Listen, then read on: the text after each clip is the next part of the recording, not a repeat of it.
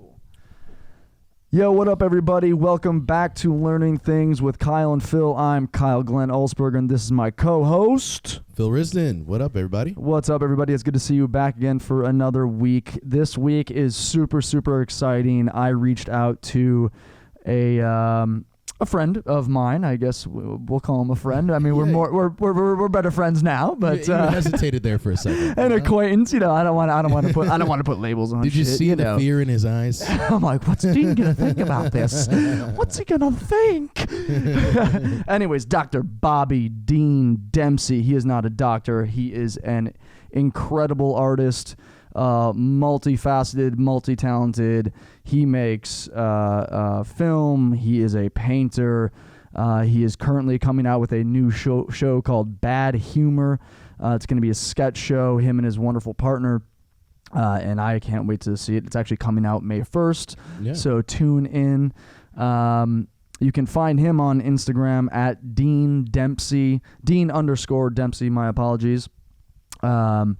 We should double check that real quick just because, I actually believe you are correct. Dean_Dempsey. Let me just double check. Dean_Dempsey.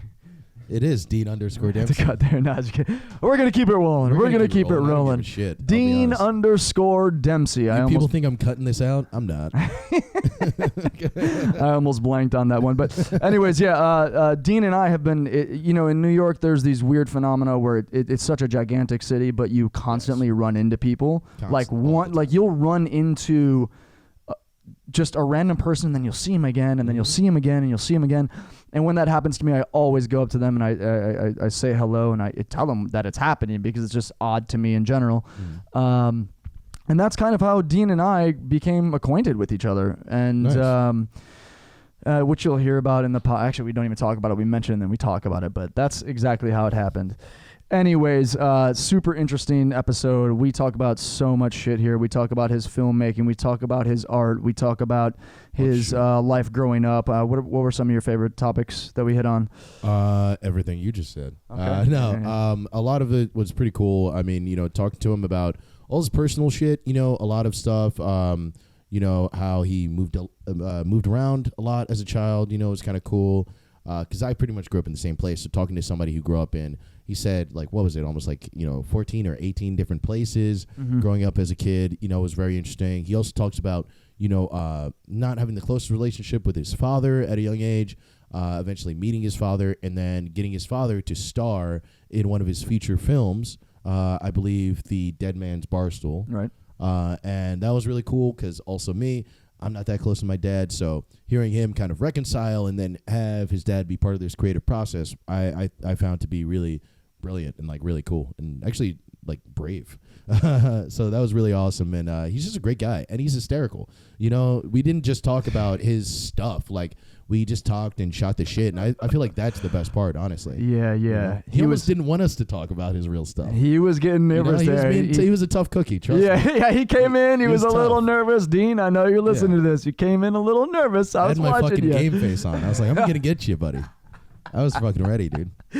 He killed it though, and at even after we stopped recording, he hung out for another hour to an hour and a half. We just drank a little beer and just hung out and had some great conversation.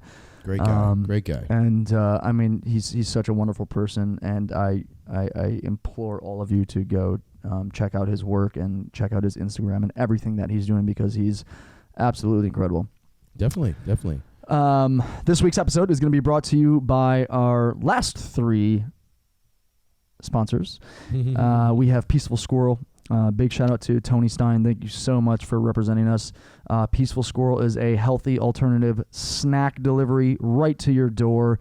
Phil enjoys them a lot because he has troubles eating gluten.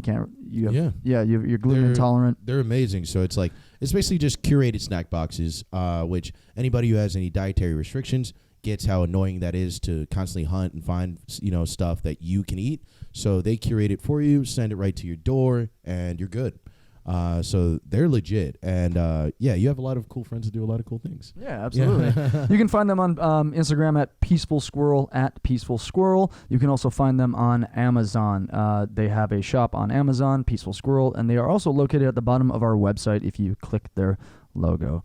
There you Our second sponsor today is also Good Luck Dry Cleaners. Shout outs to Phil. I love you, my friend. You're welcome, buddy. Another Phil, man. Quit taking credit for everything. Sorry. No, I'm just playing. Send us more T-shirts, other Phil. Yeah, we could. We're gonna be getting some more T-shirts soon from you guys, and maybe little hoodies. Go check out their merch. They are an absolutely incredible art gallery, moving art gallery in New York City. They've been around since the late 2000s. Phil is just an incredible guy, incredible background, throws amazing events in New York City, and they have their own gallery. They also sell all their merch online. What's their Instagram or their website? Go check them out on Instagram at Good Luck Dry Cleaners. You can also find them at goodluckdrycleaners.com, and you can also find them at the bottom of our website by clicking their logo. All right. And lastly, Coco Jordana Photography. Thank you so much for supporting us. We are getting more headshots done this coming week. I can't wait. We cannot wait for that as well. I shaved. I look good, you know. Amazing headshot photographer. She also shoots weddings. She shoots portraits. She is also an actress herself, so she really knows what she's doing for any of our actors or comedians or entertainers that are listening. Please, please, please go check her out on Instagram. Coco Jordana. That's CocoJordana. You can also find her at CocoJordanaPhotography.com. She also, again, is listed at the bottom of our homepage, and she is also running a promotion with us. You are going to get 20% off her packages, any photo package, by emailing her and telling her that you listen to the podcast and using the code LEARN20. That's all capital, LEARN, LEARN20. There you go, guys. So you listen to us and you get a good deal, okay? We're not just here to enlighten you. We're not just here to teach you things. We're here to keep a little bit of money in your pocket. So for once, thank us, okay? It'd be nice, click that like button, maybe that subscribe button. Who knows? Tell a friend, give a shit because we're here teaching you things. People helping people. People helping people. That's what we do here over at Learning Things. All right, man. I think that's enough. Let's get into the episode. Yeah, let's get into it. I can't wait for you guys to see this. We'll see you later. All right. Peace. Peace.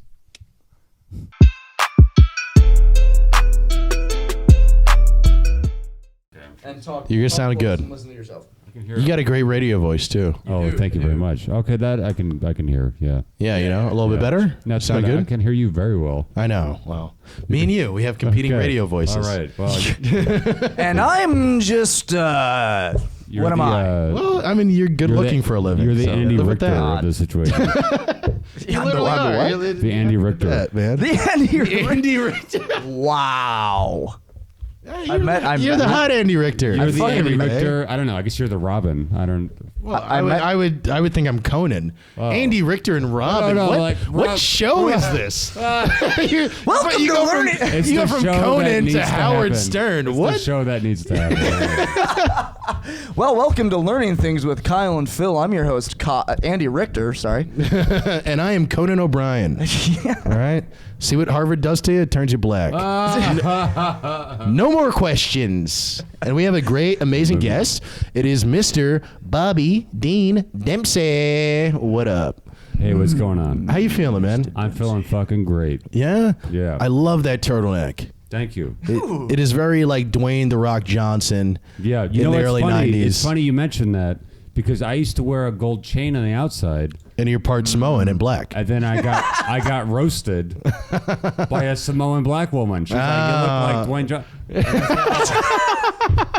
But it was so fucking funny. That's such a specific insult. Dwayne? You look like Dwayne "The Rock" Johnson. Very specific. Are you kidding? She's like, it's the smell. You're like, stop it. I'm a grown man. I was, Leave me alone. Yeah. It's all good. It's all good. I'm just in therapy now. I feel you. So, Dean, can you tell me, how do you and Kyle know each other? I don't know. I was hoping Can he tell you? Yeah. I was hoping he would tell me. I don't.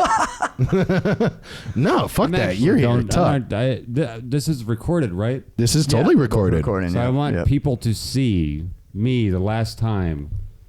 Probably alive because I actually don't know anyone in here. We are going to kill him after and this if you show. could, I don't know, Sure. maybe later you could pan out to what I'm looking at, but this is something that you don't survive. This is Listen, at this podcast, we kill straight white men, and you have very American Psycho hair, so I feel like you're A1. We got to go for it.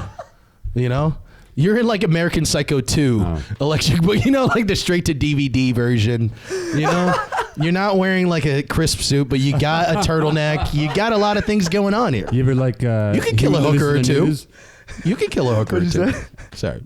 I was doing an American Psycho reference. Yeah, fuck it, yeah. Think about who Lewis the News is. Getting this shit together.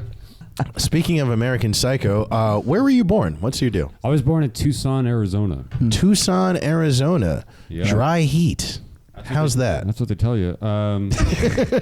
You know, I don't know. I can't tell you. I didn't grow up there. Oh, okay, so where did you grow up? I don't know. I've been in New York the longest. Okay. Going on 12 years, I think. 11 or 12 years. But were you were you born and raised in Tucson and left? No, or? I was born in Tucson, and then I was raised in 5 different states, went to 10 different schools. Wow. And you a military brat? That's what everyone asks. I'm just a regular brat. Gotcha. So fair enough. Yeah. So it was between Arizona, Nevada, Utah, California, Tennessee, and New York. Wow. Okay. Cool. I mean, do you think with all that, is that something that led to your art? Because I've moved around a little bit as a kid, and since you can't always keep your friends, right. I kind of delved a lot more into creativity. Because that was the only thing that wouldn't leave me. That sounds way sadder. That is tragic. Than it sounds, but that's what I meant. It's something you can control. That you don't have to say bye to that. You can just keep drawing and shit. So, is that something that helped you? Well, I mean, you don't have to say goodbye to what is it called? Calculus. How do you say it? Calculus. How do you say it? Calculus. Calculus. Okay, let's just say algebra. Algebra, okay. You don't have to say goodbye to algebra either. That's fair. Obviously, it's like you just find an interest and you stick with it. Well, yeah, but I mean, math sucks. You know what I mean? Math does suck. And, it's funny, too, because people keep talking about, how because of the Rona, all these kids have been out of class and remote learning is untested and no one knows how dumb these kids are going to turn out to be. The truth is, in my humble opinion, you don't learn anything in school. You don't. You don't. What fucking Abraham Lincoln's breakfast was the day before? Who gives a shit? It's all bullshit. Right. Who gives a fucking shit? What class in school teaches you how to apply for a credit card and what that means? Yeah. Right, what is your credit score? Yep. And how to apply for an apartment when you might want one, or basically. I completely agree. You don't learn any life skills in school. It's they bullshit. need to be teaching finance. The only skills and shit. you learn in school, if you're lucky, is art, right? Yeah. You learn how to engrave something, or you learn how to draw or paint or mix colors, right? And that is a skill you can take with you. Absolutely. That and physical education. I think sports are also or wood shop, it's very auto shop, applicable to that as well. Stuff you're doing with your hands. What do you do with your hands, Kyle? Tell us. I light candles. I hold eggs. You hold eggs. By the way, shout outs to Dean Dempsey Bobby Dean Dempsey for bringing eggs to our show today. He needed a brought meal. a bunch of cold, hard-boiled eggs. It's Easter to my house. No, they're not. They're not even hard boiled. These are fresh. Definitely are. I cracked one and nothing oozed out. Yeah, they're definitely boiled. Of course, they're boiled. You lunatic. Why would I just give you raw fucking eggs? Fragile eggs that we're gonna suck. That's boiled egg. That's okay, a boiled egg. Boiled. Yeah. It is boiled. Okay, I thought it was. You thought raw. we were gonna suck the yolk out like a Capri Sun? We'll set that. We'll set that. Gotta crack the patch, baby. But yeah, I thought we were having this conversation the other day. What about when to? Because I think there is a set amount of just kind of basic education that you need. Yes, you know what I mean, to function. I think normally. I think least, so. History, the alphabet. Yeah. After the alphabet and the ability to read, it's kind of downhill from there. But it also exposes you to things, though. Yeah. Elementary school, middle school, definitely exposes. I think it's better when it gets to high school. It exposes you to drugs and gangs. That's what fucking school exposes you to. What was your favorite subject in school? What was the one thing that actually resonated? Outside of art, I was lucky to have that in a lot of the public schools I went to. A lot of them didn't have an art program. Yeah, no, tons of them don't. Right. I had football. Yep, tons of that. You didn't play football? Fuck no. Really? No. Yeah. You really? dude, you look like a fucking lineman to me. Oh, really? we got fucking Ray Lewis over here. He's out there battling with the big boys. Pac-Man Jones over here. I think my favorite subjects were like social studies, whatever that means, and history. Right. I was thinking about that earlier today too, and because I wasn't a big school person unless it was some sort of art or music, and I think I liked history just like you did because it's really just, it is history, but it's mostly just talking about human behavior at the end of the day. Repetitively over and over again. It's like this thing happened, these people did this, whatever, and it's almost similar to like sociology in that way, you know. Like for a while when I was in high school, I thought like, you know, I want to do comedy, but am I going to be a history teacher? And then I got into like community college and I was like, am I going to do sociology? And then I found, you know, comedy and everything. But I think that's why a lot of people who don't like school like history, is because you're learning more about humans and you get to discuss things. Yeah. You know what I mean? You really get to have open discussions. Like, right. You know, is there anything, like, are there any teachers that you remember from that time that maybe inspired you in any way? Yeah, I remember one. Her name was Miss Hoffman. Wow, okay. And this bitch. This bitch. Was the best bitch of all time. This was, she gave a head like a motherfucker, I'll tell you. She sucked dick like a gay man. Oh, man. Please tell me this is true. No, I'm. Okay. Trust me, okay, those thin okay. lips. You didn't want any of that. But she, I think it was like 2003, and she was in support of the war in Iraq, right? And I was vehemently against it. I was 16, I think. And she said, by show of hands, who here supports the invasion of Iraq? You know, we all knew this had nothing to. I mean, it was like, but now teachers do all these fucking weird things with kids. You know No, they do. Yeah, they use you as like, litmus tests. Yeah, like how many do you think that there should be 28 genders? Or you know, it's like kids were like, sure. I mean, why not? But I mean, this is like something that's very real, right? This is like we're gonna invade a fucking one of the poorest countries on the planet.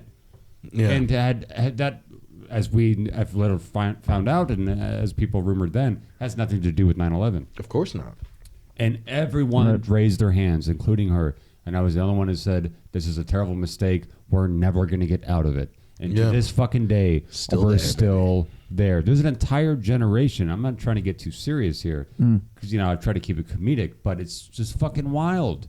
Yeah. To imagine that you grew up, you were born in, say, 2004 in Iraq. And now you're like, you know, you could be married, you could have kids. Absolutely. And you've never known a world outside of war. Absolutely. That's fucking wild, man. Fucking crazy. And I'm just think about that fucking bitch and all that misinformation she was sending to everyone. And it's fucking crazy shit, man. The U.S. has been in and out of wars, though, since the fucking... Well, once World War II was over, we learned that war was our business now. Yeah. Because what happened was we started manufacturing weapons during World War II, and that stimulated the economy and everything. And then once World War II was over, the Europeans, because they had so many wars on their soil, didn't want to take care of physical conflicts anymore. So they left that responsibility to us, and then that drove everything up into overdrive. And now we've been using wars as a way to just line our pockets. We haven't won a war since World War II. But we're not trying to win it. Yeah, we're just trying to have it. It's a jobs program. It's complete. It's socialized. We're not trying to win any wars. Absolutely. We're just trying to be there indefinitely. All right, I got a funny story. Yeah. Please take us off this subject. Okay. It's a good segue. So I was sitting at a bar. That's so dark. I was sitting at a bar last fall or something in rural Arizona. I couldn't even name the town. It was just like a little fucking honky tonk. You know? Okay. And, 2020 or 2019? 2020. 2020, okay. Yeah. During the pandemic, yes. Yeah, I wanted to get as many strains as possible. Of course, you got to breathe it in, baby. Exactly. I feel you. Open those lungs. Exactly. So boost the immune system. I go to this bar and I asked the bartender for like I think it was a Pabst. Okay. And she laughs and she's like, we don't carry Pabst. Like she's never heard of it.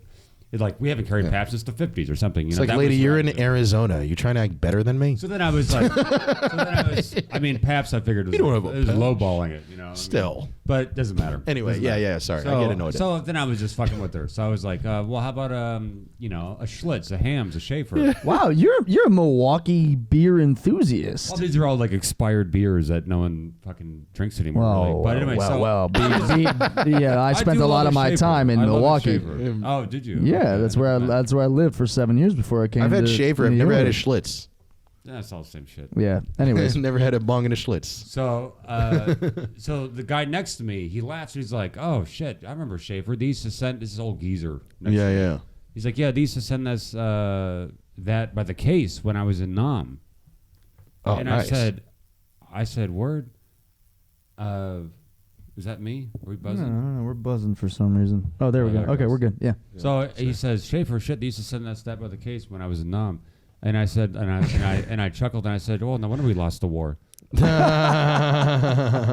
gets worse. I got it. So Oh, everyone God. laughs because that's just a God. harmless, funny fucking Of joke. course. Well, yeah, harmless to you. yeah, Harmless to this you. guy. I'm sure this He's like, my motherfucker got brothers tight. died that day. Yeah.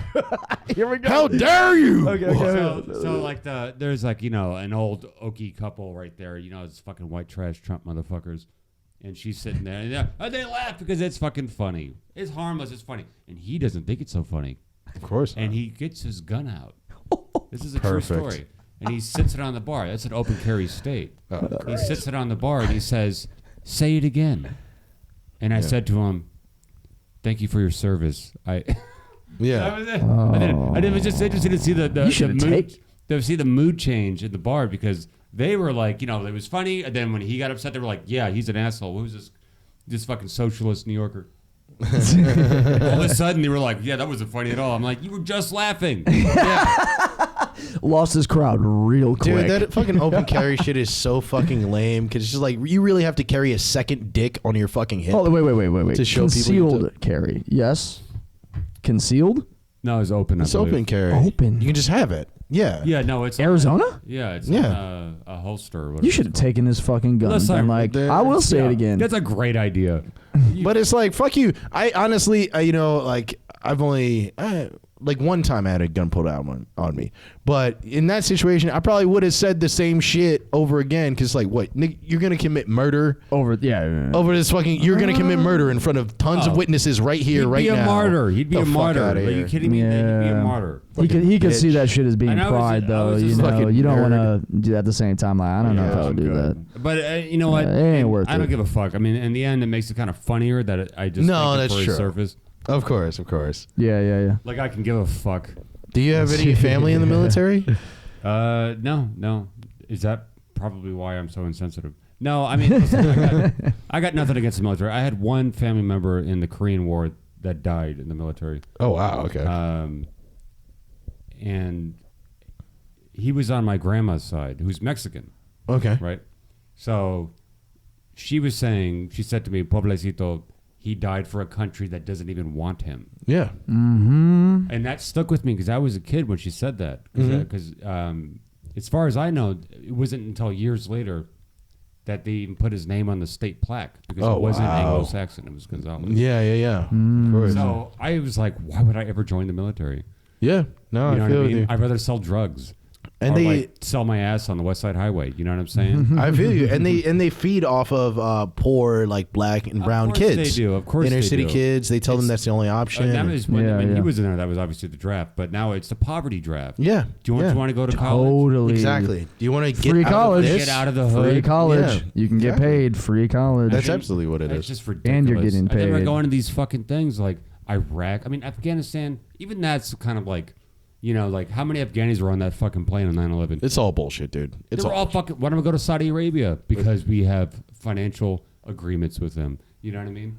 And were Yeah, you? yeah. So you were in high school during all that time, right? During the war, Like in Iraq. 9/11 and stuff like that. You Yeah. were saying? Yeah. So how was that? Oh, Because you were in high school. Okay. Because I remember, like, I was a little bit younger, and I remember that being so fucking crazy. Like, like watching that as like a semi-adult. Did it really set in? Like, fuck, like this whole place that we thought was safe and protected and all that shit. It's anything can happen at any Well, time. it's interesting because that was I was in 9th grade, so I was still a pretty Oh young wow. buck. But, Yeah. That's still a perfect But time. it was in Tennessee, and I Oh, want to tell wow. you this because I mean I'm not from Tennessee or Mm-hmm. I don't even. Actually, last time I was there, I broke my foot. I'm swearing off ever going there again. Fuck Nashville. Last time I was in Nashville, I got to see Kid Rock perform at a fucking karaoke bar. So Oh, it's great. That sounds like a complaint. was it though? No. That's what I'm saying. I'm like, of course not. He looked like he was not in the best shape. Let's just put it that way. well, he's a cowboy, baby. He was a cowboy, baby. But anyways, what were you gonna say A about? fucking crackhead. Yeah. What were you gonna say about being in Tennessee? What was When it interesting happened, about it, because I had just moved from San Francisco, because Okay. my mom had the brilliant idea. She's like, oh, I know what I could do with my young artist son. We'll move to Rockwood, Tennessee. And Rockwood is a small crystal meth town just east of Knoxville, about the population of 3. I love how quaintly you said that. It's like Rockford. So it's like small little crystal meth. it's like Rockford, Illinois. It's just a terrible fucking place. And everyone, I mean, I didn't know any. I mean, what was it? September. So the semester really had just started, right? Maybe a couple weeks before, and say September 10th, all these fucking rednecks would have been like, like Yankees. What the fuck do we care about New York? What do we care? And all of a sudden, by the end of the school day on September 11th, our brothers and sisters in New York have been. And everyone I fucking knew that was old enough for the ROTC, which was the only program that they had that was in regular attendance. They didn't have arts class, They didn't have marching band, but they had football. But they all joined, and I don't know which ones of them lived, and I doubt fucking a whole lot of them because they were the first fucking ones there. Damn, that's crazy. It's That's tough, crazy. man. Suckers. My cousins are in the military, and one of my cousins went out to Iraq right after September 11th, and I remember that distinctly. Like he took pictures in Saddam Hussein's like palaces, brought back some money on all that shit, and luckily, he went to West Point, so he's a very, very smart guy. He's a computer engineer, so he didn't have to worry about being on the front lines of all that stuff. But at the same time, like, I could tell he was a bit different and a little fucked up because of it. Yeah. You know what I mean? And just seeing that stuff and hearing it all the time. I should say on the record that I do believe in defending the country when it's necessary. Of course. Right. Of course. Nothing actually against the people that decide to go. I just think that it's shameful for the people that are in power to send these vulnerable young minds to a place where they think they're needed. Absolutely. That's my opinion. It's nothing against the troops. Oh, no. 1,000%. I'm right there with you. And I think if I would have known my cousin, if I would have been older and known my cousin then, I still would have been conflicted by his presence there too as well. Like, I understand why he did it and everything like that, but at the same time, it's a rough thing. I've never really been into the military and stuff. And I mean, what about you? Like, it seems like you've never really been into establishments and clubs and stuff like that. Well, no. I mean, first for the military, I'm too much of a sissy, I think. No, I just never. I mean, as far as like that mindset, it's never occurred to me. Yeah. It's just never occurred to me. Yeah. I actually thought about going in the Marines. Really? I think you would look very handsome. I could see that. See that. Well, the reason why I was thinking about it, and it's really the reason why they go recruiting to high schools and shit, is because I didn't know what I wanted to do. Totally. I was an athlete. Right. I wasn't getting recruited highly. Yep. I could have definitely ran track in college, played volleyball in college. I could have played basketball in college, all this kind of shit. But when it came to school, I didn't really give a fuck about anything besides maybe psychology, but I didn't know what to do. And I didn't care about school either. Like, if I wanted to really try, I could have gotten really good grades. I could have done that. That's what I did when I finally ended up going to college. I went to college at UW-Milwaukee. But I didn't know what I wanted to do. Dude, same thing. So I was like, well, maybe I'll go into the fucking Marines because I'm good at competition. I'm fucking physical. There you go. I'm like good at taking orders essentially from my coaches and shit like that to get me on track. I like that. You know what I mean? So many people think too. You know what I mean? And yeah. And I had my grandpa was in World War II. Oh, he was on ships in World War II. Fucking like, I believe mostly what he did was, and he almost died. But what he did was, he would reload like the huge turrets and shit that are on these like battleships. So he was on a couple battleships. Oh wow. Yeah. Oh, 1 second. Like, what the fuck? We have some technical feline. Are you still recording or no? difficulties. I'm recording now. Okay, cool. You are still So I recording. came back to sit down. Yeah. Oh, you're okay. But Cool. I Yeah. stopped the recording and went Oh, we were talking about cats because you went to go see your cat, and I was talking about cats in Cairo and how they're looked at as rats. But I do have a follow up with we can end it with the military thing, but I do have this to say. Okay. I think it's absolutely shameful and fucking rude that you have to be 21 years old now in the United States of goddamn America to have a cigarette, to have a beer. Yep. And you can be 18 years old and go to combat. You can come back with a purple fucking heart as a goddamn war hero. Yeah. And they can't have a fucking beer. Yeah. Hold on. They can't have a cigarette. That is absurd. It's offensive, and it's fucking rude. Wait. 18 is the smoking age. Not anymore. It's 21. What? Yeah. But you can go. Since when? Like a year or two ago? Yeah.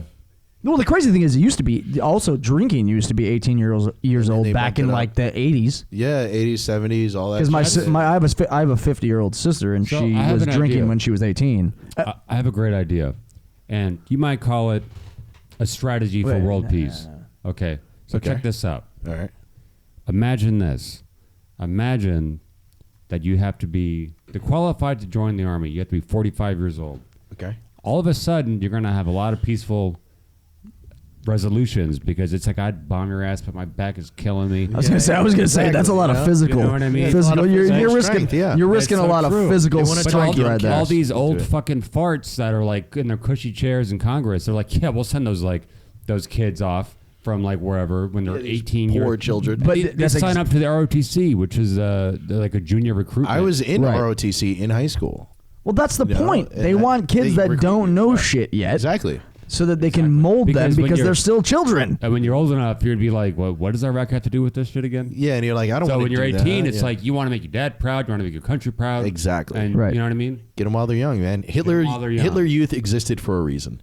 You know what I mean? It's to get kids, it's to indoctrinate kids. And I'm not saying that the military right now is that, but they're using the same tactics. You get to youth, you know what I mean? Speak to them and they'll do anything you want. A lot of these kids, especially if they come from poor homes, they're looking for a place of belonging. You know? Right, And they exactly. actually do secretly want structure. So you give them stuff like that and they really gravitate to it. Right. You know? It's really tough, man. The majority of people do not know what the fuck they want to do by the time they are 18 years old. And like, you, nobody, No shit. barely They don't even anybody. know who they want to fuck. Exactly, dude. You know what I mean? They don't even know what a real relation. They think they know what love is and a real relationship is, and then fucking 3 years later they're getting divorced. But Exactly. you know, Yeah. it's like you don't even know how to love somebody because you don't know how to love yourself yet. Or to bring it back to the first thing I said, you don't even know how a credit card works. You don't know how a credit card works. You know, I don't know how a credit card works, and I'm 34. I'm also 34, and I don't know the medical term for an eye booger. You know what I mean? So what use is fucking school? That's what I'm. Very fair. That is a very fair question. You tell me what they're called. I don't know. Do you know? It's an No. eye booger. An eye booger. eye booger, An eye yeah. booger is the medical. That's the medical term. Is it eye booger? It's eye boogie, actually. I got an eye boogie. It dances when he comes out of the eye. Yeah. It's an eye boogie, dude. So anyway, so the point being, like these are the things that we don't even know yet, you know, and especially Yeah. when I'm 34, like I said. So when you're 18, you know, what do you really know to get your ass sent to goddamn Middle East? You know? Yeah, no, it's true. I mean, you talked a lot about the military. I don't know why. I don't know why that came up. I don't know. Shut Well, the fuck up, Kyle. Well, no, it was what. Can I flip this? Whatever. Yeah, sure. I do that shit all the time too. It's very distracting. Why'd you do? No. Oh, because it's flashing. Yeah. Oh, sorry about that. Oh boy. I hate that too. We have more technical difficulties. What did I say earlier? I said that was a risk, right? Yeah, a little bit. You know, you gave a disclaimer. It's I know fine. it is. I know it is. And then did you hear me when I was like, no, I'm gonna keep it all down. Yeah. No. I'm just gonna lean in. But I was gonna ask you though. So you're talking a lot about the military and like fuck that type of Sure. stuff, fuck school. Do you use a lot of like anti-establishment stuff in your artwork? No, not really. Yeah. What type of stuff do you make? I honestly, I don't know. because Kyle was tell me. sending me some stuff and everything, but I actually you see prefer my to shirt. You see talk my to shirt. about You it. see my shirt. This is what That's he kind of what kind I of make. makes. Actually, that's really beautiful. With texture. Oh wow, okay, cool. I'll give you $20 and I'll sell it for $50,000. That's what I'm. All right, you want to give me a percentage? Fuck no. I'll give you that 8. No deal. No deal. Okay, fine, $10. Well, like, so you're. Give me. I You're an mean, artist, well, like- like with the, I mean, if you're talking about like the paintings are, you know, I know. I mean, like abstract means nothing, right? The word itself is abstract. They're essentially The word like, itself is abstract. isn't it though? It is, though, yeah, That's a great. So, quote. but the paintings, I don't know. You know what? I'll sum it up with this way. My endeavor is to make pretty pictures. Gotcha. They don't have to have a fucking statement. I think the world is too riddled with everyone and their fucking statements. That is very fair. I I'm agree. tired of bumper sticker slogans. I'm tired of all this bullshit. Bumper stickers. I fuck It's with it, fucking dude. annoying. It's annoying. Listen. As an outsider, I will tell you what I feel what my perception of his art. It's like fine art, geometric, abstract art. Okay, so you're kind of But you- creating beauty for beauty's sake, rather than. But I also haven't seen all of your work. I've seen the show down Well, on the it's- Bowery it's that I all came good. to, which It's all was good. called. I'm blanking right now. Cue the music. Cue the music. Thank you. And yeah, it was very much like this, kind of like abstracty. You have fine lines. You will do some shapes, circular, square, whatever, odd shapes and stuff like that. But then you also incorporate, at least in this show, you incorporate a lot of textures. But I've also seen your other work that's very like 80s pop art. Like I feel like I'm watching the intro to Saved by the Bell. Oh wow, okay. Yeah, that type of that's stuff. actually that's great because it is a lot of those hard angles. crazy and fun shapes. I feel like I'm going to a party every time. Yeah. Well, do you know what the Like we're idea? partying The now. idea came from. I don't know what parade it was, or like it could have been like the New Year's parade, Chinese New Year's parade or something, where there's just all that after the parade is gone, all the paraphernalia on the street. It's just there, the yeah. graffiti, It's Yeah. like all the all the pieces little of lanterns aluminum. and shit. the and tinsel, and Yeah, the yeah, fucking yeah. little Everything confetti. that Exactly. comes out of the thing. Your art looks like confetti, the ice cream. Oh wow, okay. The ice All cream right. flavor, confetti. Everybody knows that shit. Yeah, I know I've it's. never heard of that. What? No, I love ice It's cream, called too. confetti, right? I think so. Yeah. Yeah. It's like vanilla ice Or- cream. or and it's- it has or a bunch of different colors. Either that or birthday cake. Yes, birthday cake. Birthday ice cake. cream. Yeah, Everyone yeah, knows yeah. birthday cake Yes, ice cream. yes, You know yes. what I mean? Okay. Yeah, but, as far as the paintings, I mean, like I said, it's not like I mean, I'm so unenthused to make them. Well, then fuck that. Don't talk about it. What about the movies? What about your films? I want to know about that. Well, I'll tell you. Actually, I'll bridge the two. Okay. So right. with the movies, I was at the time making like photographs. Okay. And as far as my fine art career goes, I was making photographs because in my brain they were stills to a movie that I knew I couldn't make. And then I got lucky enough to get a little bit of money from a very benevolent friend, and I could all of a sudden make thousands of stills. That's awesome. Per minute, Yeah. or whatever the fucking number is. No, You if it's really bright out, after yeah, that, maybe. I don't think I've ever taken a picture since then. I'm like, why would I take a picture? Yeah, I make yeah. a movie. That's You know? fucking awesome, man. Did you always, when you were a kid, did you always want to be a director? Did you write and direct the movie? Yes, both. Okay. And Right. when you were young, was that something that, you always had wanted to do, or is that something you kind of stumbled into through your art and stuff? Well, I think I just stumbled into it through my art. But Gotcha. I mean, yeah, I think I don't know. I haven't really thought about it, but I think it's like fair to say I stumbled into it through my art. And what are they? Well, first off, what are the two movies called? The first one is called Candy Apple, Okay. and that's it's a comedy, a dark humor comedy, I guess you could say, that essentially follows. My biological father plays the lead, and I act with him as his son. And in the plot, he's trying to clean up and get off dope, Gotcha. and I'm trying to launch a career in filmmaking. And was that a real thing that you had dealt with? Was your father doing that stuff beforehand, and that's how you got inspired? I mean that's public knowledge. But Very interesting man, just might I say. Double amputee, like rock and roll, fucking star. Do you guys have a good relationship and stuff? Have you known each other? We have a very good relationship. That's now. great. I met him when I was 18. Oh wow, okay. Yeah, by accident, which I don't want to get into that story. It's fucking long. Yeah. It's a long story short. You met him in Arizona, kind of accidentally. At least you know. Yeah, that's fair. But to be honest, I mean, and I don't think I've said this anywhere else, so I'm going to give you a little gem. Cool. It was through that movie that I sort of had all that baggage that I was carrying when I was a kid. When you're a young boy and you don't have a father. Of course. I grew up with that one, so I know exactly what you're talking about. My ability to not only just meet him, but to work with them on a project, and a very intensive project nonetheless. I was able to sort of find a way to set that down and to become friends with him. Even though he may never be a father, but I have a new friend. But how did that feel to film a whole entire project with this person that you met accidentally, that you weren't close with at a young age and stuff? And like, how was he receptive to you being like, hey, be in this movie? Or he's a ham. He's a ham. He's a ham. You know what I mean? Yeah. That's fucking awesome. Yeah, I mean, in fact, so the second movie is called Dead Man's Barstool, and I actually co-wrote that with another friend of mine, Greg. Awesome. And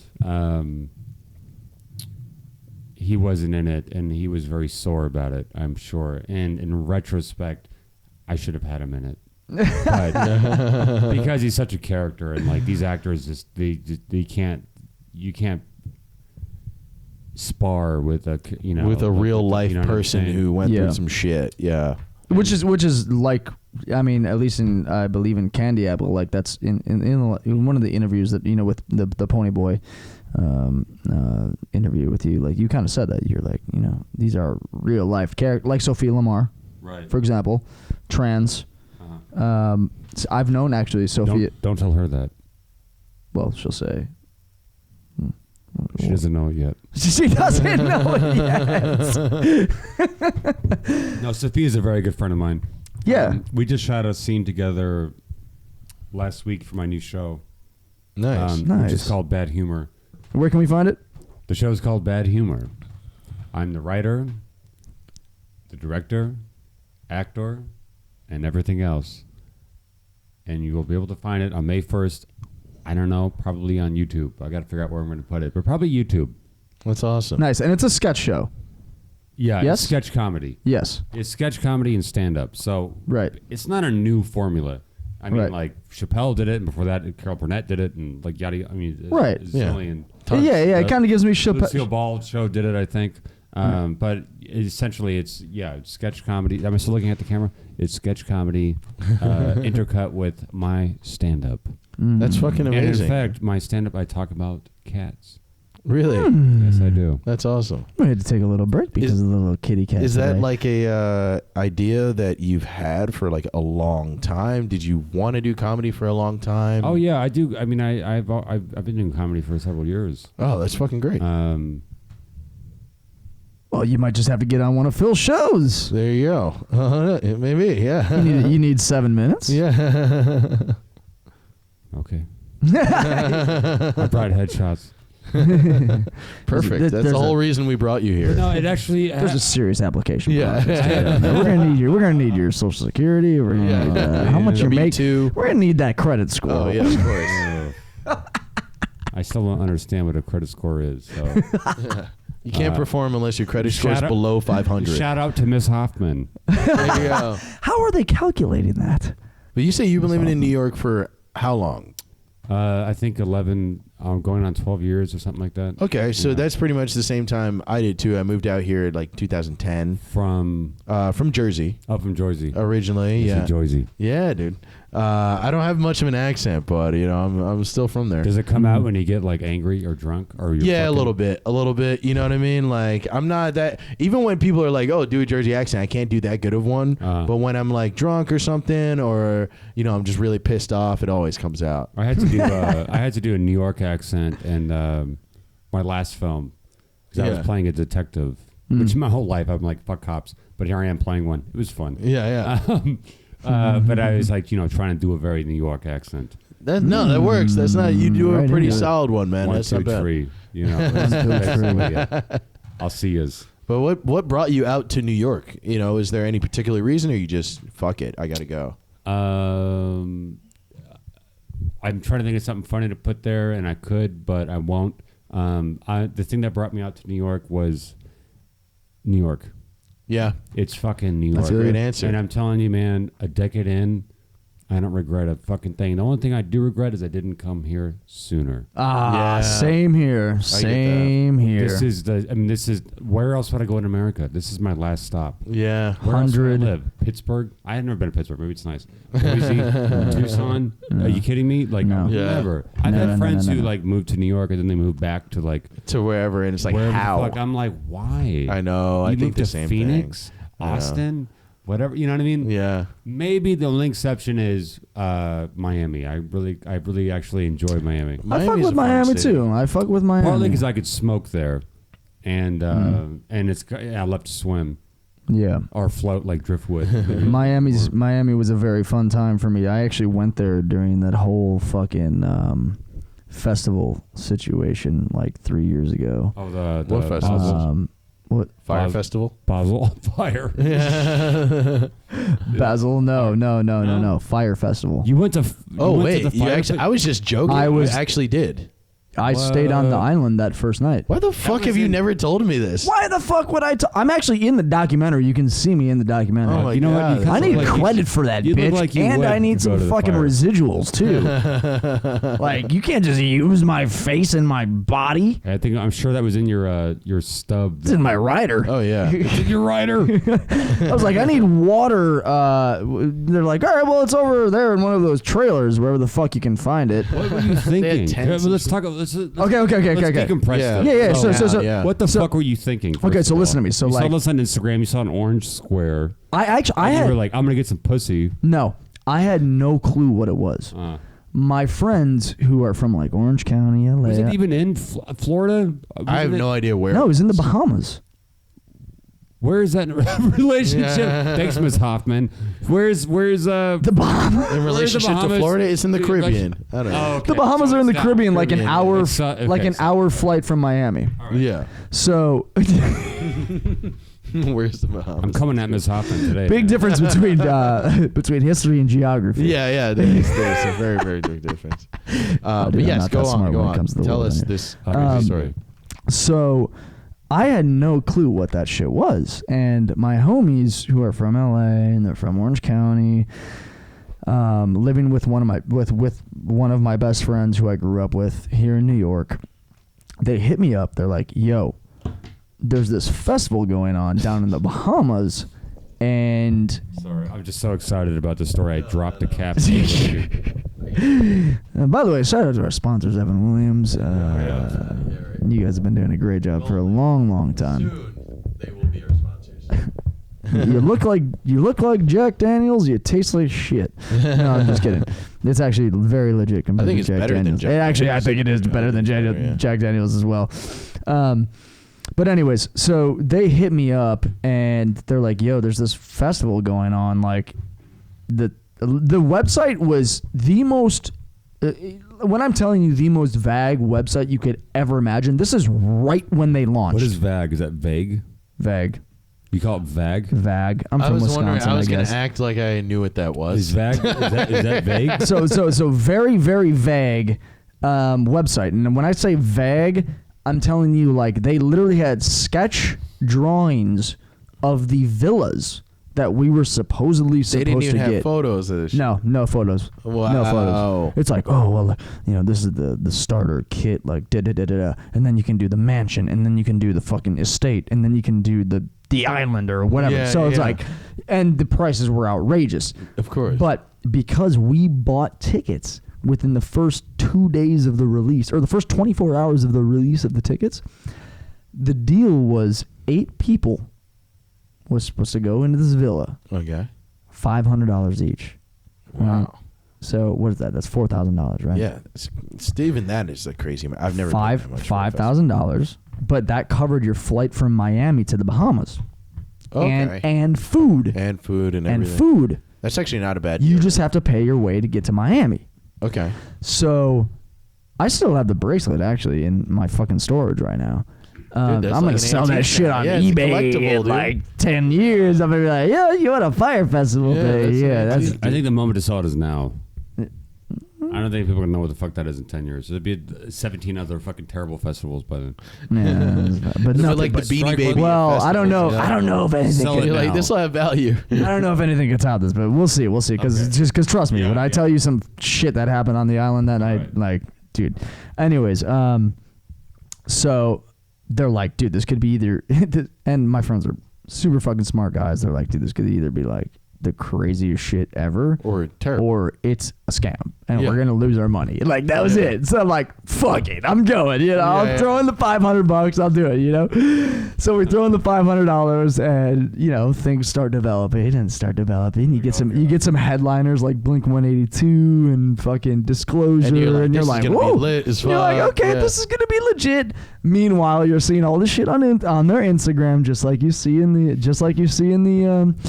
the documentary. You know, they're posting all these videos with all these big fucking models on yachts doing all this shit. You're like, oh, okay, like, You're like, this is listen, cool but as you're fuck. but no, but You're at the still s- skeptical? Oh. Of course, you go back to the website and it's still fucking sketch drawings of See, shit. that's and you're what like, everybody there's says they still were no- skeptical, though. there's- Motherfuckers are buying into that shit heavy. This nigga was calling everybody like, yo, we about to go to the fire festival. Dude, there were people spending $40K. Oh, my God. Some like the mansion and shit like that was like a $40K investment. Oh, my God. Jesus Christ. It was insane. It was insane. So we get there. We fly into Miami. The flights from Miami to the Bahamas are delayed hours. Oh, Because there's one plane that flies back and forth. That's it. And it's like an hour and 15-minute flight. Yeah. And the Bahamian airport is literally one fucking... It's one strip. One Yeah. strip. And the office is Probably the size of this. smaller than the size of like the house. Yeah, yeah. 100%. And we get there, and instantly we're like, okay. Well, first the flights are delayed. What the fuck's going on? We get there, yada yada yada. We get to the island, or we land. We go from the airport to the island in this like bus. Yeah. Everyone's. I have a video. I could literally show you if we weren't recording on my iPhone. I could show you a video. Next time. Send me the video. I might splice it in. Yeah. We should do that inside of the little shuttle bus from the airport to the part of the island that we were staying.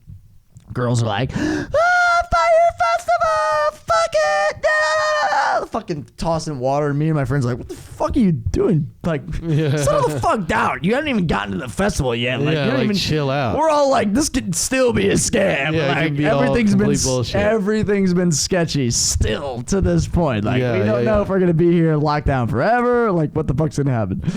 So, anyways, we get there. It's, of course, a full fucking scam. There's a line of like 200 people that are like, where's our fucking luggage?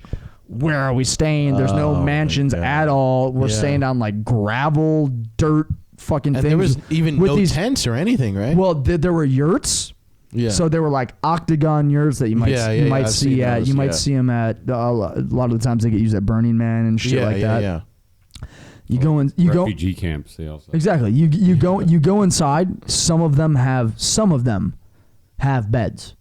Wow. Like they were actually mattresses on some kind of upper like little bed frame thingy. some kind of bed frame. Yeah, elevated from And the they're dirt drenched. floor. They're drenched. It rained the night before. They're all drenched. And then as you're driving in on the fucking we're in the shuttle bus. Yeah. There's trailers, like semi-trailers, scattered all over this little island as we're driving down this big fucking road all the way down to the water.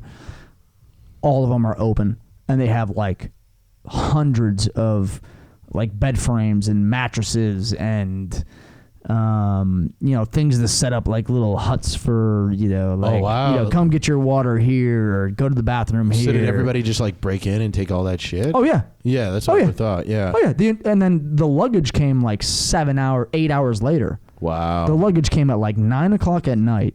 Came in like 3 huge semi trailers. everyone started digging their luggage out. There's no organization at all. Everyone's bitching at the owners, blah, blah, blah, blah, blah. We go and get food because we're like, well, there's got to be food here. Yeah. Otherwise, we're all going to fucking starve for you guys at least 24 hours. I was because the photo that went viral. Did you see this shit? The photo that went viral of the sandwich. The sandwich, yeah. I saw the sandwich. This is not a lie. That happened. I was literally the first person to get that shit. That's hilarious. The person in front of me got chicken. Yeah. I got a cheese sandwich. It wasn't a ham sandwich. It was a cheese sandwich. And they're like, well, you know, and they're all like these fucking amazing, peaceful Bahamian people who are just trying to make money. There. Yeah. They just work there. They got hired. None of them were getting paid. Oh my God. None of them were getting paid. So my homies and I'm like, what the fuck is going on? Yeah. My homie goes into the kitchen, which is a huge tent. They have like 20 like 6 foot standing like ovens essentially that have like trays of chicken that are like roasting. Yeah. He just walks in there, grabbed it, and just takes it. And all the Bahamian people are like, take whatever the fuck you want, man. Yeah, really. What the fuck is going on here? Dude. My homie was behind. There was one stage, and it was a pretty big stage.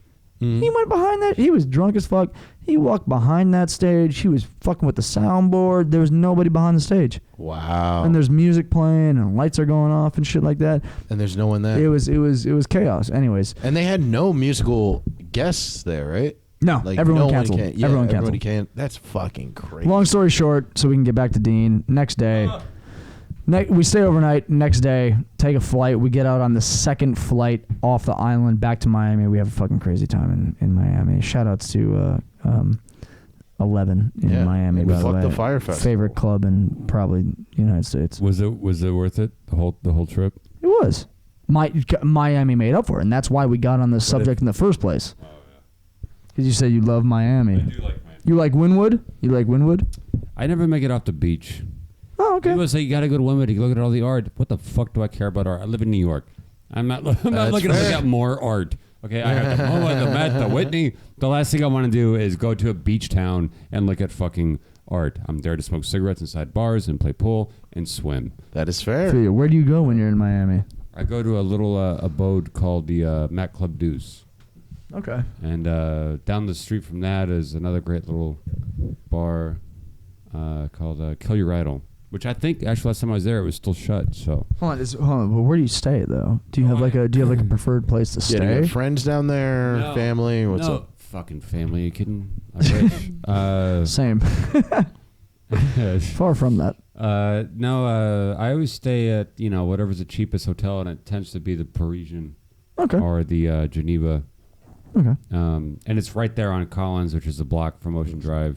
When's the last time you went down there? A couple weeks ago. Oh, wow. Okay. Yeah. Nice. I have a little bit of a problem. No, Miami. I go there too often. Well, my problem is like the tickets are cheap, but then it's cheap to get there. You know what I mean? Like, it's from New York. It's so cheap like to get there. It's like 20 degrees in New York, and you look at you know what? Fuck it. You just like why not? Yeah. Like why? What do I care? Gone for a few days, come back. Exactly. No one's gonna even fucking be the wiser. Yeah, no one's gonna know. No, the flights from New York are mad cheap to Miami. Yeah. Have you been traveling a decent amount or no? Since the end of the world? Since the end of the world, yeah. Since before times? Yeah. Not really, no. Just to Florida, and I went once to Arizona, and that was it. Okay. But I'm very militantly patriotic to New York. So like when it was really bad here and everyone was leaving, I'm like, where am I gonna go? No, you're gonna go stay. anywhere. I'm fucking staying here. And I remember it was actually quite funny. I thought to myself, this would be a funny story to share because I haven't really shared it with anybody. Sure. But I live in Manhattan, facing the park, right? Like on Christie Street. Okay. And I've been there for as long as I've been in New York, really. Actually, I used to live around the corner. What park? Oh, wow. Sarah Roosevelt Park on Christie.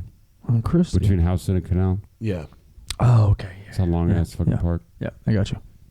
Anyway, and like this was when, COVID it spreads between your doors. Yeah, you don't know, and everybody's freaking out. And wipe down your they're keys. putting lamb's blood on the fucking door. Seriously, I was like, hoping nothing comes through. Exactly. I was laminating every fucking laminating. Sterilizing. That's what they call putting lamb's blood on stuff, dude. I was laminating every lemon. The Egyptians used to laminate every door. You don't know that, dude? The ones that didn't died, it was a lot of plagues back then, man. Well, long story short, knowing what I knew then, which is COVID spreads on unlaminated fruit. Yeah, you don't know, yeah. You might appreciate this, Phil, and I only say that because you're black. Thank you. I mean, I don't want to judge. That. I'm assuming you're black. Can I just do a little tangent here? Asian, actually. Oh, shit. Are you Blasian? No. Oh, fuck the tangent. But I kind of want to do the tangent. Go and say whatever the tangent thing. is this. Don't leave the viewers they wanting keep more. adding fucking letters on shit. So now it's BIPOC.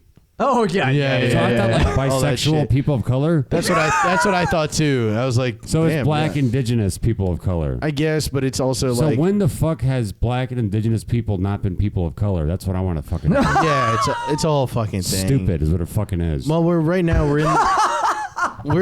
don't know. I get what you say. I don't know. He's laughing. It's I get it. ridiculous. I've never actually thought about that. So they're either bisexual or there's like people of color the whole time weren't of color.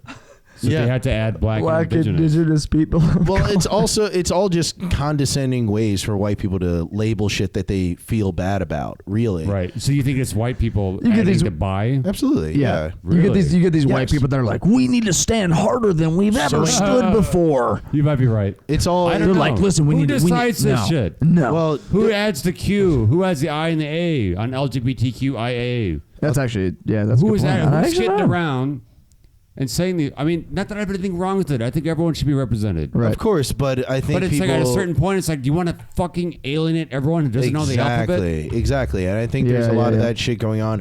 I don't know. I mean, I feel like, we're in this era of people bogarting other people's oppression. I was watching Judas and the Black Messiah the other day. Shout out to the Lucas brothers, hilarious dudes. And you watch that, and it's about Fred Hampton and everything. Right. And you're watching him speak in this big hall and all this shit. And I was watching it, with, the eyes of the modern world and being like, if he was around during the internet, not as much of this would resonate with people. Like, because right now he's talking, but if the internet existed, it would basically be him talking on stage and then 10 other people having their own podium talk. No, that's what the internet actually is. Interesting. So it dilutes the people who actually need to be paid attention to. Those 10 people have a podcast. And they all have a podcast, and they're like super adamant about everything. They add extra letters to shit. Think about Chairman fucking Hampton and his, like exactly.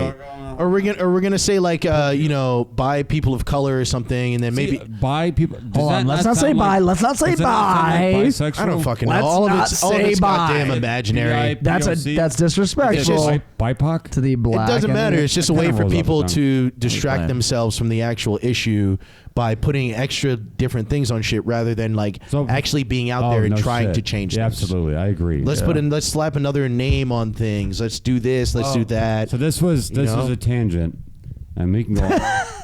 We can go on that all. It's a real issue for me. No, so I think about it all the time. Absolutely, it's a real issue for. I get very angry about it. It's a real issue for America. And you get all these people, these fucking Hey man, Phil, super Black Power, people. bro. Black Power, man. Thank you. All good, Thank man. you. I'm on your side. It's just I don't know. It just gets annoying. It is annoying, and it's like you probably, like you said, is probably the hyper morally impaired white people. It's exactly that just feel like, oh man, they have so much fucking space that they have to take up to make up for what they didn't do. And you'll meet people who might want to scold me or some shit. Oh, you know my what God. I mean? Because I don't know ridiculous. some certain acronym. acronym. You have white people firing people of color. Maybe they're black. Maybe they're indigenous. Whatever. Maybe they're bisexual. Yeah, maybe they're bisexual. Yeah. I thought it was hilarious that there was like a whole category for bisexual people of color. I know. For a second, I was like, "What is this?" You know what I mean? Isn't everyone a little bit bisexual? I mean, who hasn't sucked a dick or three? You know what I mean? No, I know. I agree. It's as good as it tastes. I'll tell you that. I get what you're saying though. For a second, I really was like, "What the fuck does this even mean?" Anyway, so what I was gonna say, what I was gonna say is during the pandemic when everything you had to laminate all the laminate everything.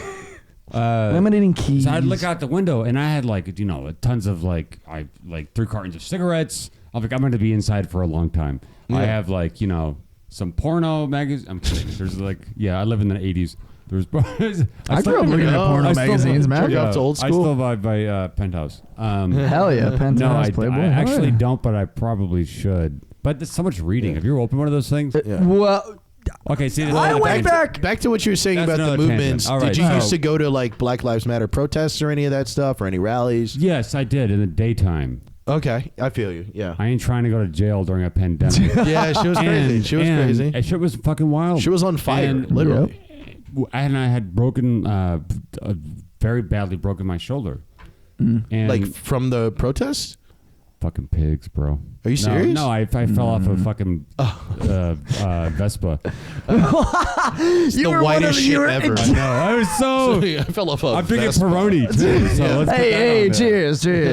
You were one of those fucking victims of the Peroni revel. Well, I saw a black guy walking down and I got scared and I just turned too hard. Yeah. I understand. No. Anyway, so listen. The last thing I wanted to do is be thrown in the fucking ground with a broken shoulder. That sounds horrible. Yeah. And also, to me, I'm at an age where I don't really want to go to jail. Oh, okay. That's fair. But I will say this, and I told people this when they were younger, like in the early 20s and teenagers, whatever. I'm like, riots are so much fun. I used to go to them all the time. I highly recommend, if you're under the age of 30, go to a riot. Go to 3 riots. Throw a brick. Can you run? Perfect. Do you know what I mean? I highly recommend it. But so, yes, did I attend? I attended a few, yes. Did it change anything with my presence there? I don't have a feeling it did. But that's not what it's about. No. That's not the headline. It's all just strength in numbers. It's not about your individual feeling of validation. Oh, was I the center of attention at this Black Lives Matter rally? No. I tried. Well, see, you co-opted the whole thing. So you just see that's what you fucking liberals do. You do a whole thing you ask a question. You pin someone in a corner and you're waiting for them to get out. You brought it up. That's you how you know you're the gonna. Yeah, color. Well, that's different. Why are these so bisexual? That's the bi. Why are they so bisexual? Why are these black people fucking everybody? I had no idea. That's the BIPOC Latinos syndrome. and the blacks and everyone they're just fucking the whole time. Yeah, I think they get along better. BIPOC syndrome. Maybe that's the problem is they're just all tops and they're just angry. They're just pissed off at each other. Hey, it causes competition, I guess so. Well, what I was gonna, do you know what? Now it's I don't even know if it's even fucking funny anymore. It's always funny. All right, race relations are always funny. Wow! Look at that. They just stood up when you pulled that out. We got that on camera. I'm happy to see you, baby. Ooh. There you go. Speaking of bi, do you, I'm actually part Mexican, so technically I'm BIPOC. What you're seeing right now is what you'll see in their snake in his.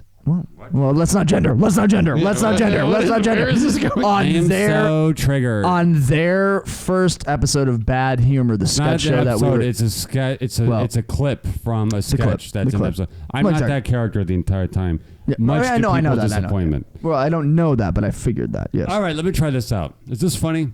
Go. Okay. Oh God. So a black and a rabbi walking to a bar. No, I'm kidding. Okay, so going old school with it. So all this shit was happening, and I'm looking out the window to the park, right? And I'm looking, and white people were still jogging.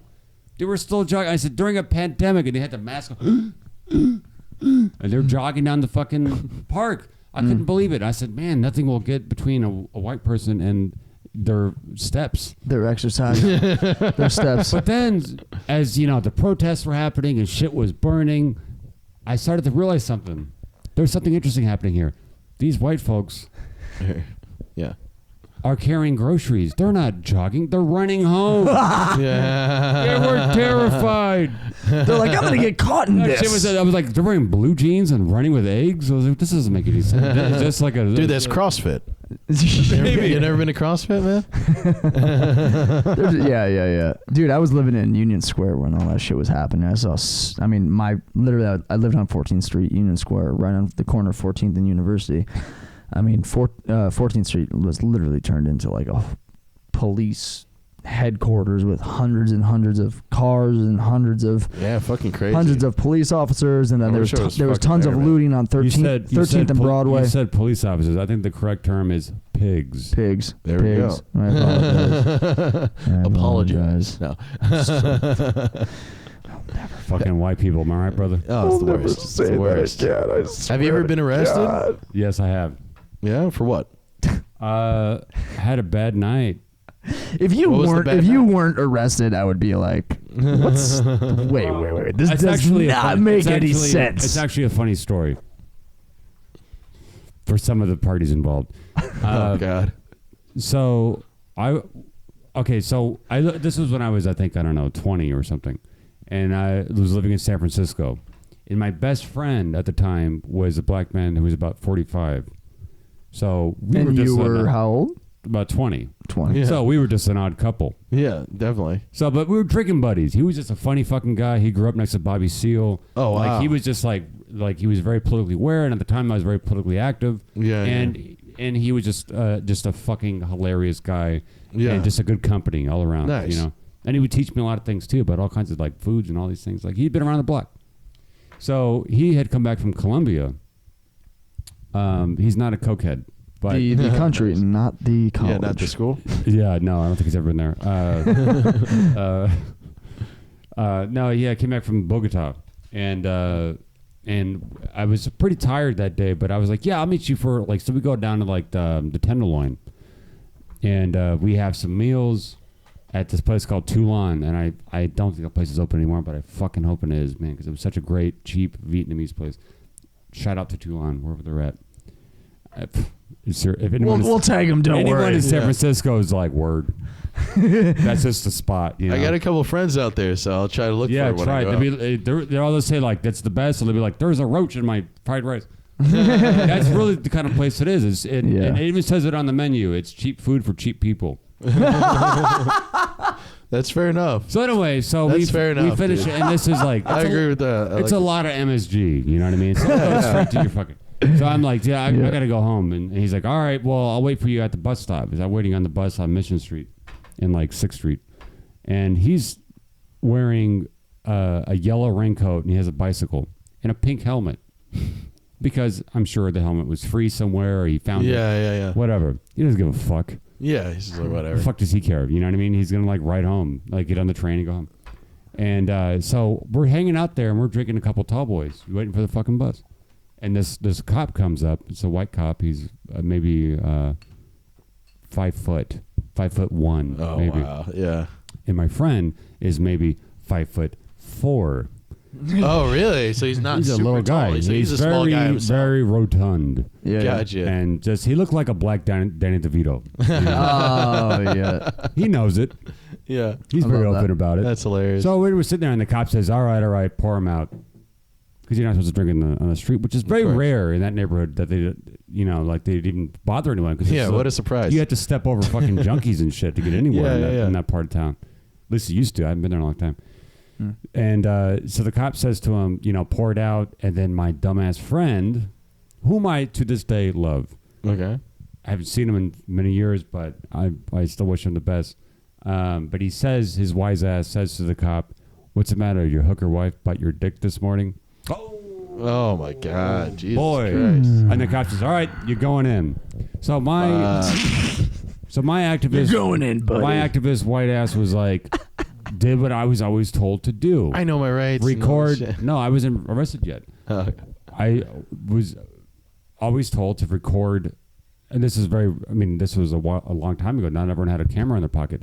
I had like a little flip phone that had some kind of camera Video capability. type shit, yeah. So I was recording it, and the cop saw that, and he took it, he broke it in half, and threw it in the gutter. Wow. And he's like, "You're going in too." So then, next thing I know, I'm in the back of a fucking police car, and I'm in handcuffs. I'm with my friend who's also in the same car in handcuffs, and I just see my bus going by. I think to myself, how quickly that happens. Yeah, yeah. You know? Yeah. And so there was a white cop, and then he was with a younger Asian cop. Mm-hmm. And the Asian cop said to me, how do you know of that black dude? What are you buying off him? Where are the drugs? Oh Where are the fucking God. drugs? Yeah, And this yeah. is an Asian cop that is a BIPOC. Mm-hmm. Yeah. So, you know, we imagine everyone gets along that isn't white. Yeah, yeah. But it isn't No. true. I mean, Right. people don't talk about it, you know, that much, but for a long time, I feel like Asian people and like black people did not really get along that well, and especially even now, they still don't. Like younger generations are doing better, but that's really it, you know. Yeah. Go on. Yeah, so it was just this the paradigm or whatever you would say. Like, so needless to say, we go to 850 Bryant, which is like the Tombs. I'm saying, gonna relate it to like people listening here in New York. It's just the county jail, right? Right. And I spent a night there, and he was just fucking going at these cops. I'm thinking to myself, man, I had dinner plans. I didn't want to do this shit. Like, I have nothing to fucking prove. And Exactly. It's like, who gives a shit? But Yeah. he also has, like, he didn't give a fuck. Because his whole fucking life, he's been bullied and picked on by course. Exactly. Yeah, yeah. So he's like, 100%. so he's like, what the fuck do I care? Yeah, Yeah, your he's wife's losing. a hooker. Yeah. Fuck your partner. Fuck all that. Took it personally. Tried to enforce his power, which he did completely. Well, I don't know if he had any power. Yeah, your friend. I mean, Yeah. I mean, he's just. Oh, a sorry, no, 5 I'm foot- talking about the cops. Oh, sorry. the cop. Oh, yeah. I mean, whatever. People I'm go- not talking about your friend. Sorry. Oh, well, I mean, I'm sure he's got some form of power, but it doesn't. Yeah. I don't think he is it. Not at that moment. Yeah, no, You're in handcuffs. no. Pretty powerless. Doesn't right matter. then, Who you are. I thought you were talking about the cop. Yeah. Oh yeah, no. But whatever. So that's my story of going to jail, and I'm sticking to it. Fuck, that's that's annoying. I you know, I haven't. But the best part, what to take from that is seeing the bus go by, and I'm thinking to myself, Yeah, you're like, I could had be on that plans. shit. You know what I mean? Yeah. Like I had a day planned. I could have went out tonight. Like we could have just poured the beers out. Yeah, and you it would have know? been fine. He It was a gonna dollar. let us They were off. $1. Yeah. At the time for a tall boy. Wow. But hey, you know what? It makes for a better story. There you go. And also, it's San Francisco, so they throw out all the charges and everything. There you go. All right, cool. Like that's Same the thing. shit. New York, they will go to your grave with a warrant. Oh, they don't give a fuck. They don't give a dude. fuck. They don't give a fuck. In Dude. San Francisco, at least at the time, I don't know now, Yeah. but they would just you would just not pay the ticket and it would just expire. And it would in just 6 expire months. and go away. I need to move to San Francisco then. Yeah, but Shit. you can't do fucking anything there anymore. The fucking the liberal, hypersensitive woke motherfuckers just ruined that goddamn town. You can't have Yeah. a cigarette in your own apartment. Are you The serious? only way you can have a cigarette in your apartment in San Francisco, as far as I know, is if you're rich enough to have a condo. Are you fucking How kidding me? dare these Jesus fucking Christ. peasants have a cigarette? They've been getting beat up by the cops all day. What do they need? A cigarette break? That's It's fucking and insane. you know what? And the attitude is you don't know what's good for you. Of course. I know what's good for you. Yeah. I mean, look at President Bidet. I'm sorry, Biden. But yeah, I was like, day? What? I like to call him President Bidet. I just installed a bidet in my toilet, so I call it Biden. Oh, okay. Hello, Joe. Yeah. Good morning, Joe. Guess who had chili? Yeah. But he's trying to get rid of menthol cigarettes, and this is a man that would not be in office without the black vote. Oh yeah, he's a piece of shit. Yeah. I mean, But now he's like, because the black vote delivered him into office, he's like, let me tell you what's good for you. oh yeah. You know what I mean? That's absurd. It's so patronizing. It's so rude, and that's very not sound effective for Kyle to get up and just knock over a chair. Yeah. Is everything good? I gotta go to the bathroom. Oh, Okay. Tell me more about yourself. Like when you got here, did you immediately start doing art and all that shit, or like how long have you been doing all that stuff, like painting and all that, like your whole entire life, or as you become an adult? I think my whole life, I guess, which is kind of depressing because you think I'd be better at it by now. But there's a lot of people bad. But at no, shit. I mean, and they're in the so Senate. Being They're in pretty good at Congress. something is at least just feel good about that. Yeah, no, I mean, I hit the ground running in New York. You know, I immediately got a gallery, and I was doing shows, and I wouldn't miss an opening. And now you cannot pay me to go to an opening. I find them excruciating. I was just about to ask you this. So you, if honestly, I think there's something about you that resonates with me. You know what I mean? Where like you seem like somebody who sees through a lot of bullshit, or at least will make fun of a lot of bullshit. So because of that, does navigating the art world, is that a really hard thing for you? No. Really? I mean, hard in what way? Like that, just like just hearing people say stupid shit? things all the fucking time, and going to dumbass art galleries that are way too like hoity-toity, and you're like, half the people here aren't really that good. They're just friends with somebody else, and that's why they're here. That's just the game. Fuck these people. That's the game, man. Yeah, absolutely. You know what I mean? That's the game, and I'm not really in that game anymore. But not because I guess not because I choose not to be, but just because I'm so fucking bored of it. Yes. I find by and large artists to be excruciating people to have dinner with. Yes. To have a drink with, to have a joke with. Like, they have no sense of fucking humor. Yeah. They have no perspective of anything outside of their own miserable fucking existence, and their desire to, sell a painting to a hedge fund motherfucker. Yeah. I mean, hey, no shade on that, man. No, I've sold throw all the shade you want. I've sold plenty of art to. You can get dark as you want it to. I'm sure I've sold plenty. I don't even know who the fuck I've sold art to, but I'm sure a lot of them that I've had art sold to, or like capitalist motherfucker. But what the hell do I care? Of course you want to sell to a capitalist. I ain't trying to sell anything to Fidel. Yeah. He got no money. Yeah, exactly. You don't want to sell shit to a broke motherfucker. No, They're not gonna exactly. have shit. No, and that's what I was like. People say like, oh, I would never sell to Donald Trump. I'd be first online to sell to Donald Trump. Do you know what I call that, my friend? Robin Hood. You take from the rich and you give it to me. Yes. There you go. 100%. I fucking like this guy. Fuck man. that. Hell yeah, dude. Fuck that. What are you? Let me ask you. What are some things you think need to change in the art world? I could give a shit. Really? I don't give a fuck. And nothing's going to change.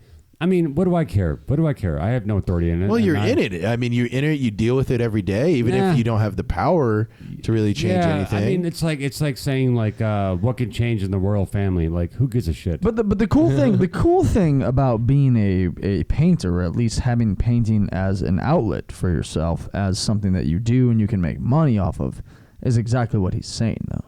So like you don't really have to care. Well, it's just a about hustle. that. It's a hustle. That's what I'm saying. Listen, you work at McDonald's. It's the Robin Hood theory. It's like, I really don't have to care about that. I mean, yeah, you don't have. I mean, listen. But I'm going to play that game because exactly. Listen, I want to make money.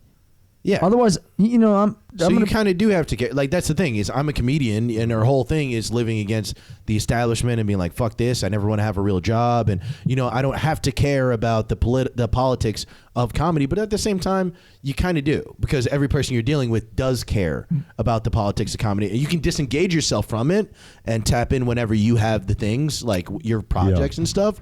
But it is an element. Let me ask you this. But also, real quick, but also at the same time, you can create your own shit.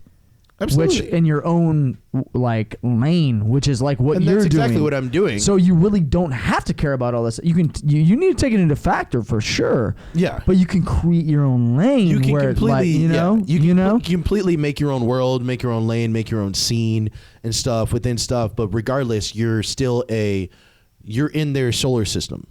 It is the universe of what art is, and like the whole discussion of prestige and all that shit. And I'm just somebody who talks about dick jokes. So having somebody who has to, probably lives in a world where, somebody has some sort of super interpretive art, where some dude dunks himself in paint and runs into a fucking wall. You know what I mean? People like me take themselves too seriously, so I can only imagine. Splatter Theory 101 with Dean Dempsey. Yeah, I don't know what I have to add to that, but I'll tell you. Actually, I'll ask you, Phil. Sure. Because you're a working comedian. Go. Yeah. Cool. I'm delighted to be on your podcast here with Kyle. Thank you. So I'm going to ask you, as a working comedian. Okay. Do you find it more difficult as the days go on, with the climate, the cultural climate, and the cancellation climate that we have now, for you to navigate those barriers? No, Simply Why? because I'm a black person, so like navigating show business has always been extremely difficult. So like now there's more representation, but now people can get canceled for saying certain things. Right. So really the level of difficulty hasn't changed for me at all. Right. I got one thing and then lowered in another way. You know what I Right. mean? So that's really all that it is. And you just know it's going to be hard and you just deal with that and you fucking take it on your chin. Do you find yourself having to like bite your tongue on certain jokes that you think that would otherwise be funny? Not for the most part. I mean, because number one, I've been doing comedy for almost 11 years. So if there is a subject, you know what I mean, I can probably find some way to make it funny in some way. And I mean, yeah, sometimes I'll think of something, but it's pretty rare that I like run away from it. Right. But also too, like I have my own entertainment company and I do my own shows. So I've curated my own type of audience that comes to the types of shows that I have. So like they're in Brooklyn and stuff and they're super liberal, but at the same time they're drunks and But that's speaking to the immediate. So imagine that you have an audience that you cannot control, that are not in Brooklyn. They're all over the fucking world. Yeah. And someone that thinks something's funny in Brooklyn finds that extraordinarily offensive. It doesn't matter because I have Newark. this.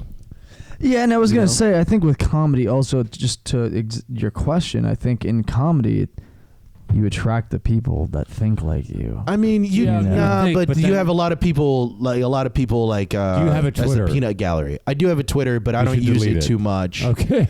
That seems to be the downfall of every fucking public figure. Oh yeah. I mean, well, I don't know why people are still on that thing. well, dude, I mean, again, it's like this is why I made like the podcast. This is why I have my own entertainment company. This is why I have all these different things. So essentially, it makes me uncancelable. You know what I mean? Where it's like I have my clientele, they fuck with me or they don't. And that's really up to like Joe Rogan, no one can cancel him. It doesn't matter how many, people he deals with. Nobody can cancel that guy.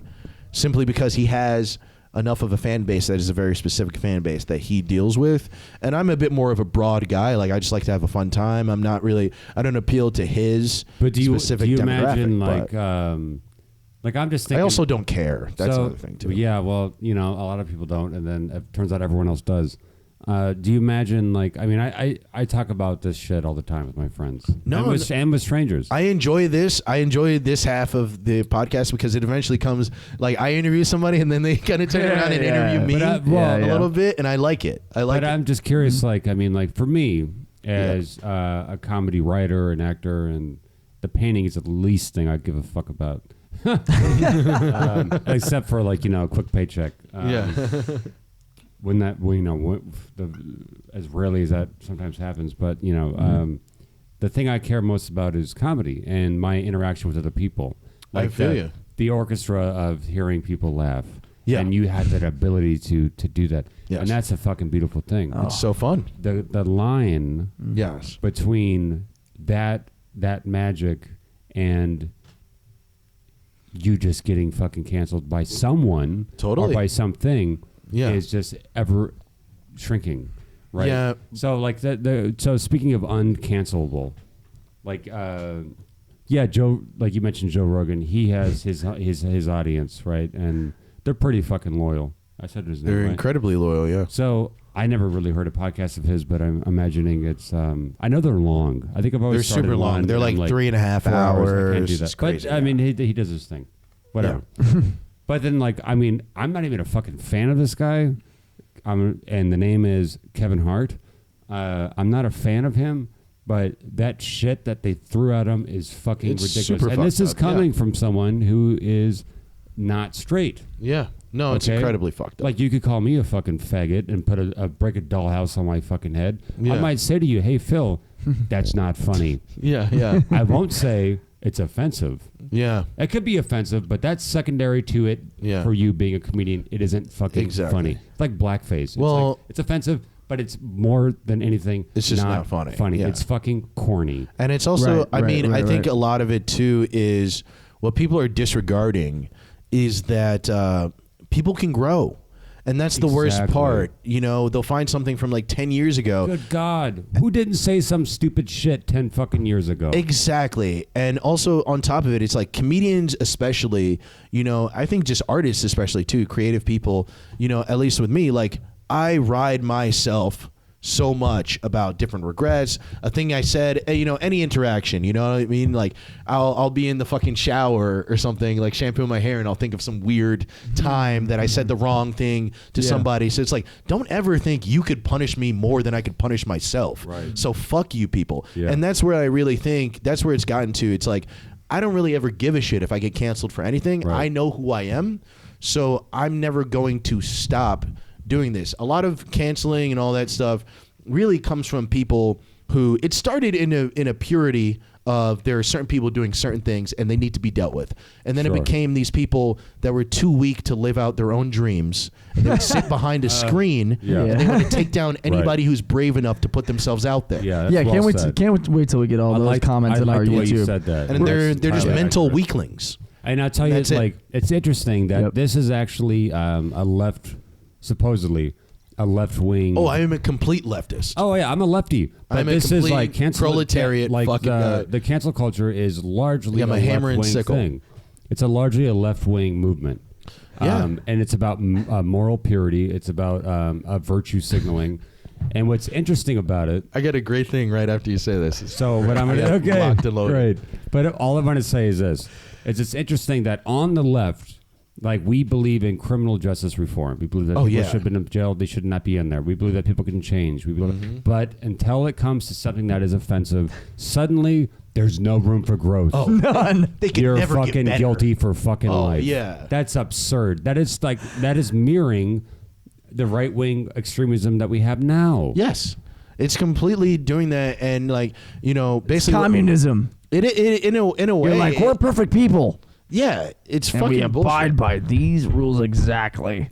But it's like I have this crazy story. This is kind of wild, but Give it to me. one of my friends, he hit me up the other day saying that he was listening to Joe Rogan's podcast, actually. Sure. And Doug Stanhope, a very famous comedian, was on there. If you guys don't know Doug Stanhope, look up his special He's a Deadbeat hilarious Hero. motherfucker. He's hilarious. He's like kind of our generation's like Bill Hicks, like hysterical. Sure, yeah. I think he's funnier. But anyway, so he was talking about like Stanhope or whatever, and Stanhope was basically saying that he met this guy who is at a halfway house in Tucson and all this shit. And he was like, yeah, dude, he's like a really, really good guy. He's a really, really good guy. He killed his mother, which is why he's in the halfway house. But he's like a really, really good guy. And it's funny because the person he was talking about is actually a former comedian who used to live in New York City. I used to do open mics with this guy. Oh, wow. This guy's name was Jay Twinan. And he was this guy. He was always a little off, always a little weird. And, he's from Virginia. Turned out one day about 5 years ago, he goes down to Virginia. I don't know what happened, but he fucking killed his mom, stole her dog. That bitch had it coming. Yeah, right. Yeah, who knows? Yeah, right. I don't know. I mean, listen, meeting the guy, I'm like, his parents probably fucked him up, so maybe she did. Yeah, something happened. Something went wrong. It's fucked in the head. So he stole her dog and stole her car, I believe. And he got stopped. It was a routine traffic stop. And the way they knew to arrest him was because her, obviously the murder, but her dog was also missing too. And they knew that, and they recognized the dog from the shit, arrested him, blah, blah, blah. But it's so funny because Doug Stanhope is talking about how he's a good guy and how he needs another chance. But how it relates to everything we were just saying. What about it is funny because I was so pissed when my friend was telling me this, because I was like, you see, that's why I fucking hate liberals, because it's like conservatives and shit, and people in that kind of, even Joe Rogan kind of space, that libertarian space, they will take anybody and give them another chance. They would do any, but us, we will get rid of anyone for doing even the most minor thing. And that's why our side is so weak. That's why we will never overcome their fascist fucking bullshit. Right. Because we're not willing to count, the points as they are and actually be like, hey, dude, this person did something fucked up, but we still need them, and what they did wasn't that fucking bad. Can we get over it? Look at Al Franken. I think we're all there. No, you're not. no, at all. Us in this room might be. You're Have not you seen there. this app called Twitter? We are not there, dude. No, I'm not Everyone's- talking about the general public. I feel like the three of us are in that space. Oh, completely. I'm not talking about the general public, man. Got you. Yeah.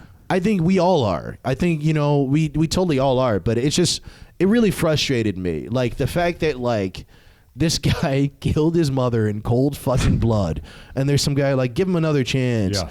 And then somebody like Andrew Cuomo or something, who's gross, but it's like he was doing a lot of good work with like the pandemic and everything. He did great work in the nursing homes. Yes, yeah. They slept good that night. Oh yeah, he was the hero from like March 2020 to like that's what I'm saying. And September 2020, and they're not even getting rid of him because of the nursing home thing. They're getting rid of him because of that shit. I'll tell you, with Andrew Cuomo, I fucking despise him. Oh, he's the worst. Always. And don't get it twisted. But everyone was on his dick though in the beginning of the fucking. Let me finish this because in March, like you said, March of last year, everyone's I'm a homosexual. Like, yes, I've always had my problems, but like daddy's in charge. Homosexual. Okay, that's what they said, which is actually fucking hilarious. Oh, it's It is funny. It is hysterical.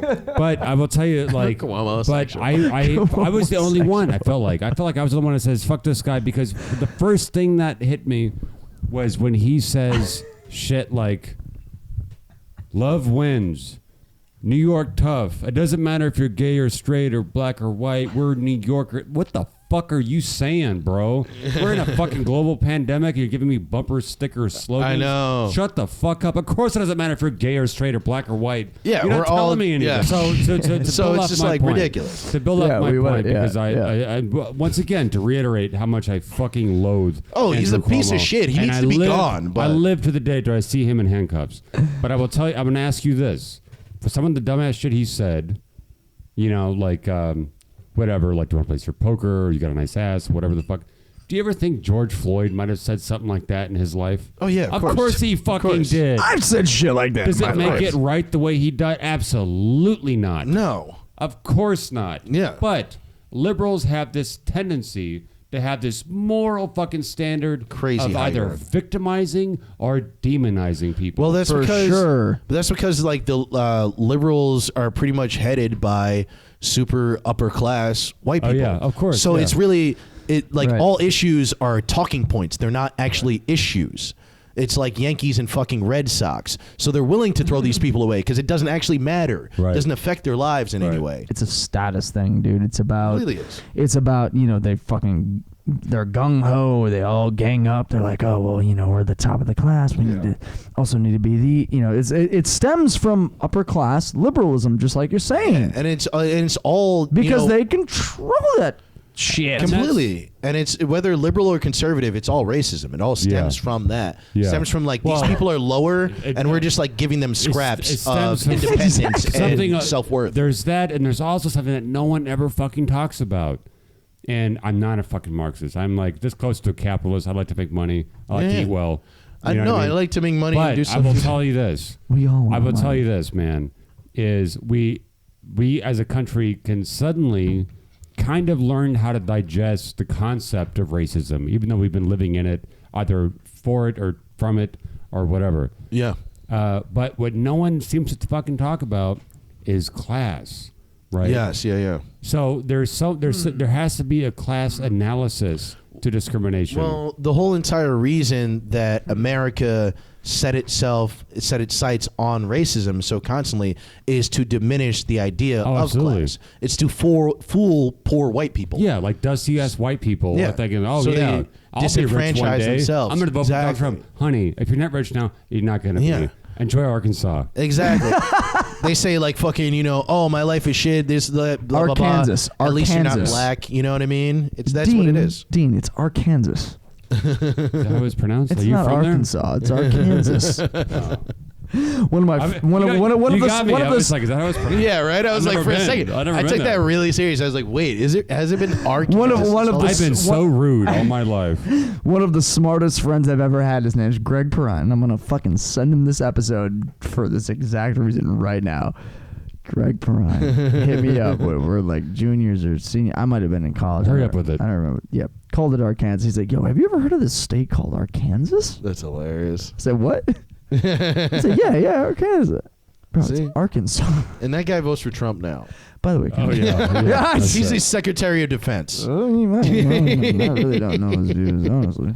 But that's the whole Goddamn. thing, dude. It's like they want to be like this guy. You know, these people think they're living better than you, and these Oh, people yeah. think. And meanwhile, we're all in the same fucking trailer, dude. Yeah.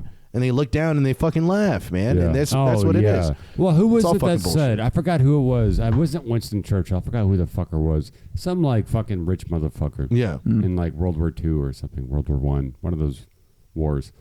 He said, and his famous quote is, God, I wish I could remember his name, but his famous quote is, I could hire half the working class to kill the other half. Yes. And that's what we have going on now, because we think that every person who voted for Donald Trump is a fucking bigot, a racist, and not someone that's been duped. Yes. So many of these fucking people have been duped. They have. It's both. I mean, Both. Of course it's both. That's what they use the duping for. You know what I mean? They get you, get your sights. The seeds are already in there for fucking years. We talked about this last week, man. People don't want to make decisions for themselves. Yep. People want to be told what the fuck to believe, and that's exactly what Donald Trump did for these people. Yeah. They don't want to fucking think about shit. They want to know how they want to live, and then, you know. And also, we come from a country, like, America has a specific type of, like, pride and independence, you know what I mean? Which is like, we think that our views are more important. We think that this country stands for something more important than other countries have ever stood for, and all that type of shit. So if somebody grew up in a very racist household and all that type of shit, it kind of just, it can cause a lot of friction. Because no, it's okay. I'm gonna drink it. I'm listening. Okay, yeah, no. You drink it. It's fine. It's fine. But I was just gonna say it can cause a lot of friction, like, because a lot of people, you know, they might even feel something's wrong with that, they've been duped, but they don't want to actually admit that to themselves. Yeah, of course. And not. it's also hard because, listen, because it's like, Trump's do I talk to my grandma? You know, right? Well, and Trump's demographic was fucking Middle America, the South, fucking. And the answer is yes. Your grandma sucks. Small town motherfuckers, small town people. And for the record, he's not talking about my grandma. He's talking about Kyle's. My grandma's great. Listen, they were talking about my grandma. Honestly, I am talking about my grandma. I'll tell you. I'll tell you that. Do I? No, go ahead. I went to the bathroom. It's fine. Keep it rolling. Are you petting your cat? No, I'm turning off the radiator. Because it makes that squealing sound. Oh, okay. Oh. I couldn't hear it. No, we can't hear that on the mics. But I'll. That's great to hear. But just in case, I'm like, oh yeah. By the way, the headphones that Phil has been using don't work. Yeah, they don't work. I don't know what happened with them, but they're not fucking working right now. These are purely aesthetic. Oh, your headphones don't work, huh? No, these are purely aesthetic headphones. I was wondering if Kyle we were wants ever to impress you. So. Yeah. No. It's not that I wanted to impress you. It's just that it was an unfortunate event. And I was like, well, him and I are going to be wearing headphones because we brought these two working headphones. Yeah, and you're like, you can wear one around your neck. So. Do you see where the racism starts? You know, it's small things. And they slowly build. Why does the black one get no headphone working? Exactly. It was his idea. It was his idea. He's like, tell lies. It to the judge. Fake news. Fake news, people. Can you believe this guy? Hey, I'm on his side. I'm going to tweet about it later. Oh my God. I love that. I love that. Well, this has been very insightful. Yeah, we're at about 2 hours. Well, his whole rant about Fyre Club party. Fyre Festival. Took about 20 minutes. That was a solid half. Yeah, that was solid. We cut that out. That was a Comedy Central half hour. I'm sitting there. He got real comfortable. He sat back. I'm sitting there. I'm like, it's like, because you going on. He's like, then on around 3 o'clock, we did, then around 4:40, I was like, oh, this is going on for a minute. Yeah. You said he didn't warn us though. He was like, it's a long story. He brought out his fucking itinerary, and he's like, and then I was like, yeah, the best part is that I ended it with the long story short. Yeah, exactly. I love that. That's how everyone ends a very long story. Oh, yeah. Long story long. Speed it up. Anyway, turns out I wasn't. I only said it once though, which is good. I know people It's actually a great story. When people tell me that shit, when people say that shit when they're telling stories, and they say it like 4 times. You're like, what? You just said that fucking 5 minutes ago. Trying to make it short, dude. What do you mean long story short? You've been telling the entire story detail by detail. Oh my god. This has been long already. Goddamn right, dude. And this is our longest podcast too. What? 'Cause you know, it's funny. Congratulations to Dean Dempsey. Hell yeah. Oh, well, thank you so much for having me, guys. Dean, is there anything you want to plug or anything? Yeah. Check out Bad Humor. It comes out on YouTube on May 1st. All right. Look out for And- Bad Humor. And sketch comedy. Most likely on YouTube. Somewhat politically incorrect, but it's not mean. There we go. And, I And want there's all a we need. distinction. There is a very big distinction. And that a comedian fucking knows that. Yes, I know exactly what you mean. Because I trust Phil. I trust Phil. Yeah, Because yeah. people Not me. people say people are like, what are you talking about? another white dude. You're man. right. You're right not to trust. But comedians know what I'm fucking talking about. No, and that's the problem is, the problem with satire is that dumb people don't understand They it. don't get it, and they're mad. And they think it's actually true. Right. Yeah. And then it's like, oh, I'm emboldening a whole population of people because they don't realize that I'm saying a joke. Exactly. They don't realize how absurd I think the things that I'm saying are. Yeah. Exactly. These people are getting power from it. That's why Chappelle ended his show, because of you loser fucking white dudes who wanted to talk to him about fucking Clayton Bigsby. We'd have season 8 by Oh, now. God. If you just fucking let it go. I had that shit on DVD. You What a know? fucking brilliant You fucking comedian. nerds. He's probably the best. Next, I'll tell you this. It doesn't matter. You can cut this out.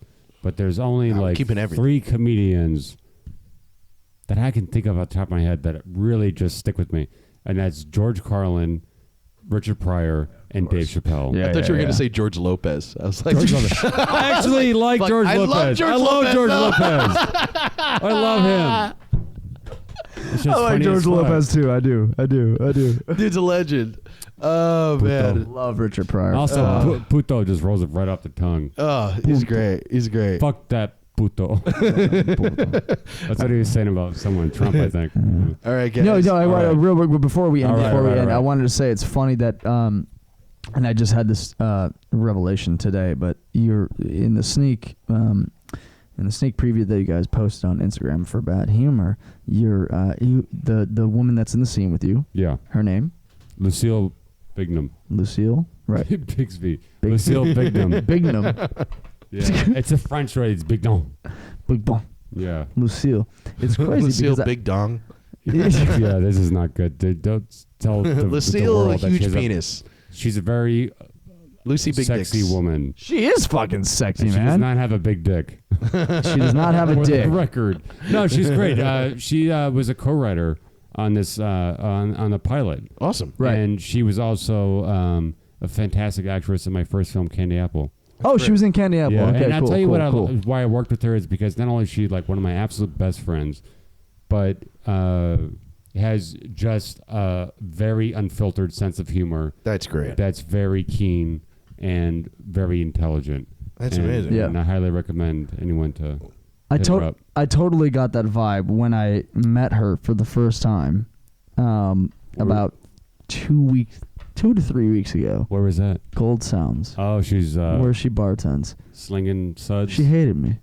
She didn't want to say She a word to me. bartends at Gold She didn't want to Sounds? say a word to me, and when somebody doesn't She want to doesn't say, like, she doesn't like white people. yeah, exactly. And when Yeah. somebody I doesn't, think I knew this. Does she have short hair? no, Asian chick? no. They all look alike to you, huh?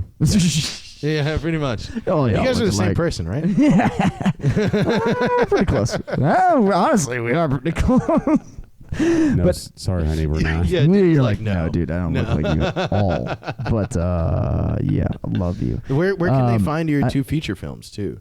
You know what's funny? You mentioned that is I told my distributor to fuck off because I wasn't making any money on it, so I might as well just give it away for free. Wow. Okay. So maybe around tomorrow I'll just put it on the fucking internet. Why the fuck not? Yeah. Yeah, what do I fucking care? I'd love to watch. Both of them. Both of them. So they're not up Absolutely anywhere free. right now. I don't know where they're at anymore. They were on Amazon Prime and like shit, but it's like I'm not making any money. I'm making Yeah. Amazon money. Yeah. I'm not making any. Yeah. That What sucks. the fuck do I care about a few bucks? No, that's I'd rather fair. give it to my friends and to strangers. Yeah. Why the fuck Fuck not? Jeff Bezos. Hell yeah. Fuck Jeff Bezos. Well, Unless he wants to buy some art. 'Cause I have that was towards Phil too, which is Yeah. I said I love and hate Jeff Bezos. Like I hate him, but I love how he got rid of people like the Waltons and all that. Like he's slowly demolishing. But their he's the new companies. Walton essentially. Oh, he's the new one. Yeah. Yeah. Of course. but he You could know? speed up that delivery. Exactly. You know?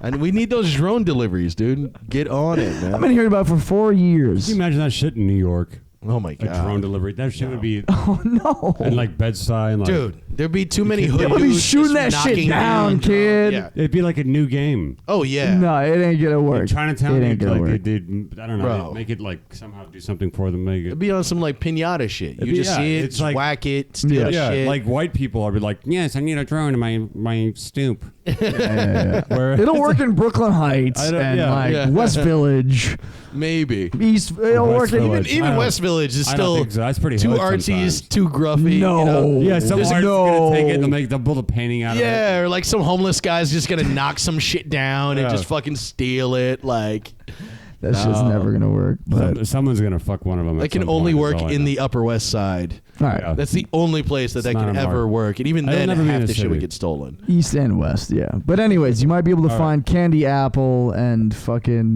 Dead Man's Bar. Man's Barstool possibly on the internet tomorrow. Yeah, I'll get around to it. I'll get around to it. What day is today? Thursday? Sunday. Oh It feels like a Thursday. Yeah, right. I'm drunk. I'm ready Yeah, right, to a go. little I'm bit. like, oh, Feeling you know good. what? Yeah, within the next two days it'll be. Okay, cool. We're not gonna release this tomorrow anyway. No, so. we're not No, releasing no, it for no. a couple I'll tell you. weeks, I'll so. tell you when it's gonna come out. I'll tell you right now. I'll make them for free the day that my first episode, the pilot episode of Bad Humor comes out, which is May 1st. May There you 1st. go. Boom, boom. Fucking And perfect. where's Bad Humor coming out? I don't know. YouTube. YouTube, We're right? still figuring it out. fuck Yeah, it. it's a Yeah. pilot. I'm not Might gonna as get any well. money on it. Yeah. Yeah. Put it Just out. putting it out there. Yeah. Who So, gives a shit, you know? We'll see. So, Dean Dempsey. Yes, Dean ma'am. Dempsey, where Yes. the fuck can we find you, man? Well, you can find me anywhere you're looking. Really. Is there a happy hour? You're ever. Well, I think we should go get a drink after this, to be honest with you. Hell yeah. Let's get If you fucked got up. time. And this dump. Where do I live? Bushwick.